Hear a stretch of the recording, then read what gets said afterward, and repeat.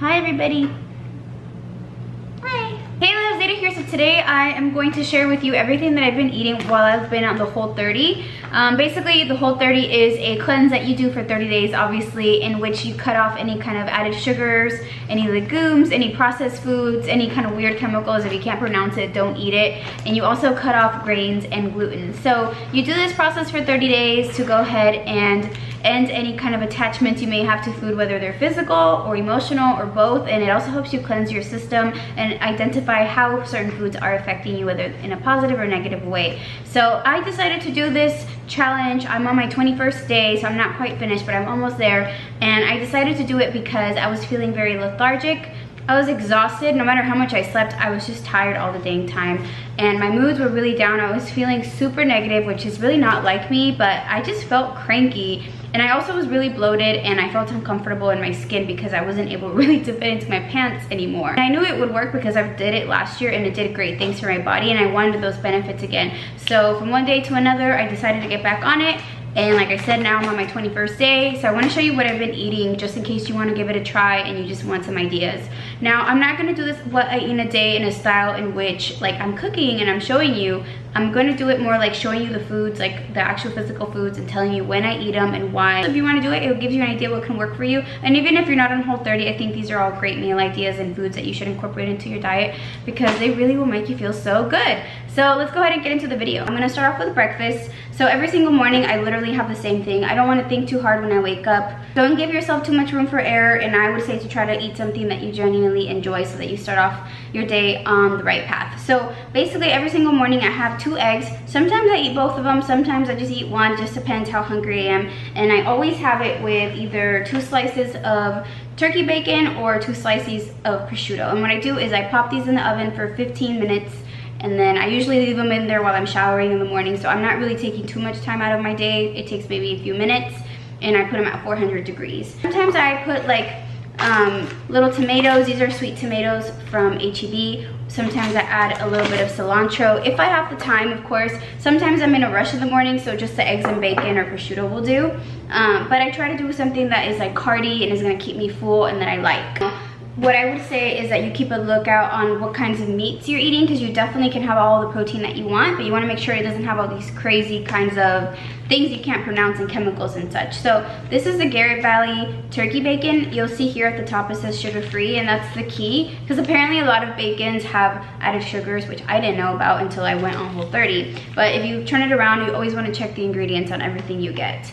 So this particular turkey bacon is so good because it only has turkey, water, sea salt, celery powder, paprika, white pepper, and onion powder. So it's all stuff that we'll recognize. It's all simple, so you know it's good to go. Now, for the prosciutto, what I have is this one from HEB. No, this one's from Kroger. Or the brand is Private Selection, but I also eat the Applegate sometimes. And the key, again, is to look at the ingredients. This one only has pork and sea salt. 2 ingredients, I know what they are, so I'm good to go.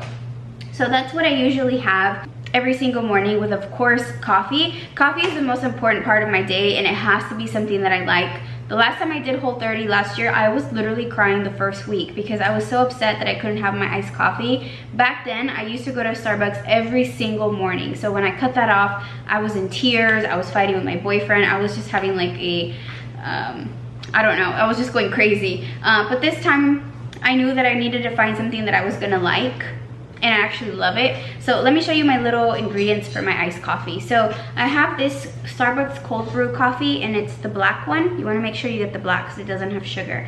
And the only ingredients that it has are water and coffee. So it's super simple. I always mix it up with some of this almond milk. This one is called Milk. It's made in Houston, so I would suggest looking around if you don't live in Houston for something that is very simple. This one only has filtered water, organic sprouted almonds, and Himalayan salt. 3 ingredients as opposed to my regular almond milk that has like literally 15 different things that I don't even know what they are. This one is so simple, it tastes so good, and it has almonds, so it's a healthy fat. But the trick to this iced coffee is to make it foamy, and the way that I do that is I put it into a blender with coconut MCT oil with just a tablespoon. This will give your coffee a really nice foam. You're still Whole30 compliant. You pour it over ice and you're on your way, and it's so good. I love it so much. So that's what I do. Make sure that you don't add any sugar. Even if it's stevia, you're not supposed to have any type of added sugars while you're on the Whole30. Okay, so that is my breakfast every single morning, and I make sure that it has a good amount of healthy fats and that I like it, so that I set myself up for a good day. Now, I usually am at a cube all day. I work in an office, so you know that when you work in a cube, people are always bringing donuts, pizza, and all kinds of crazy stuff. So you want to make sure that you're always full, that you're satisfied, that you don't get caught off guard, because if you're hangry, that's more than likely when you can really mess up. So what I eat as a snack, maybe 2 hours, 3 hours after finishing my breakfast, is one date and a small handful of almonds. You want to make sure you get raw almonds. You don't want anything processed. And then for dates, any kind of date should work. These are Nature's Candy. They're so good. I usually take like one little bite of the date, and then I move on to like one almond. I just go back and forth. And the good thing about eating all these healthy fats in the morning is that it gets your mind geared up to work. It helps you concentrate, and that's important to me while I'm working, obviously. Okay, so now moving on to my lunch. To be quite honest, I usually have leftovers for lunch. Whatever kind of protein I cooked for dinner the night before, I'll eat for lunch. So that's really gonna go in between either skirt steak, even some chicken or ground beef, which I have in the freezer. So whatever kind of way that you like to prepare your food, go ahead and do it. I always cook my food with some olive oil. You want pure olive oil, and the types of spices that I use are usually paprika, or I use garlic sea salt, or I use black pepper, or even basil leaves. You want to make sure it's something super pure. A lot of the different seasonings that you'll see at the store have sugar, even if you don't know it. You want to check the ingredients, whatever they are, and that's why I like to get stuff that's just simple, 1 or 2 words, and that's all I will mess with, because that's how I know I can trust it.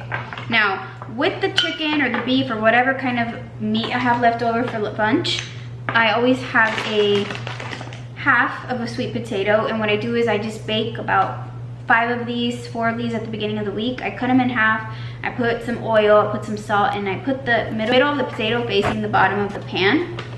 And that's how I cook it. I'm gonna leave the recipe down below, and it's super easy, it's good. It gives you carbs, because since you have grains, you wanna be able to still get your carbs in, because that's what you need for energy. That's how you're gonna keep yourself satisfied and happy. So it's an easy way just to get those carbs in there without having to really think about it too hard, and it's really easy because you can meal prep this at the beginning of the week.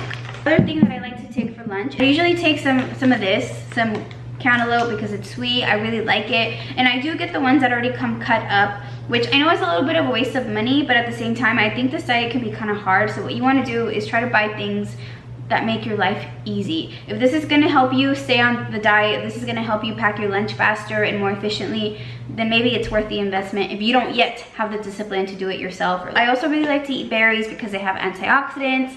They help you with the restroom situation because they have a lot of fiber, and they're just really good for you.